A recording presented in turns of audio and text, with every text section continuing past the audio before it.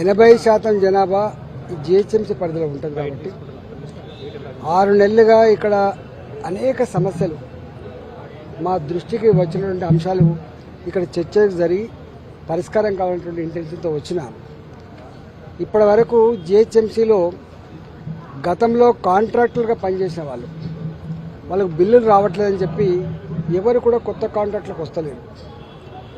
ఇవాళ చెరువులన్నీ కూడా మురికి కుప్పాలుగా మారిపోయినాయి. డ్రైనేజ్ వ్యవస్థలు లేవు. ఎప్పుడో 30 ఏళ్ల క్రితం 40 ఏళ్ల క్రితం కెపాసిటీ ఉన్నటువంటి ఇవాళ 4 ఫోల్డ్స్ పెరిగిన తర్వాత కూడా కెపాసిటీ లేదు. మురికి కాలువల సమస్య కావచ్చు, ఇవాళ స్ట్రాంగ్ వాటర్ సమస్య కావచ్చు, బస్తీలలో కనీస రోడ్ల సౌకర్యం కావచ్చు, ఇవన్నీ ఏమి లేక ఇబ్బంది పడుతూ ఉన్నారు.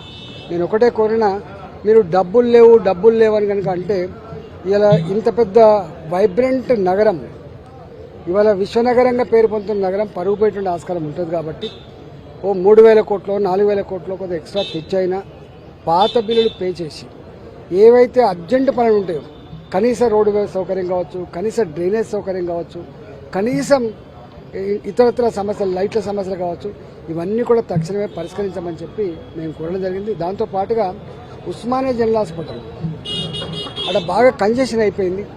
పక్క పంట ఒక 6-7 ఎకరాల జాగా ఉంది. నేను ఆరోగ్య మంత్రిగా ఉన్నప్పుడు అక్కడ ఒక చిన్న టెంపుల్ కానీ ఇతరత్ర ఉంటే దాన్ని షిఫ్ట్ చేసుకొని అక్కడే వర్టికల్గా ఒక 12-13 అంతస్తుల భవనాలు కనుక కట్టుకుంటే గొప్ప కార్పొరేట్ హాస్పిటల్ 2,000 బెడ్ల హాస్పిటల్ అయ్యే ఆస్కారం ఉందని చెప్పి ఆ రోజు ప్లాన్ చేసినాం.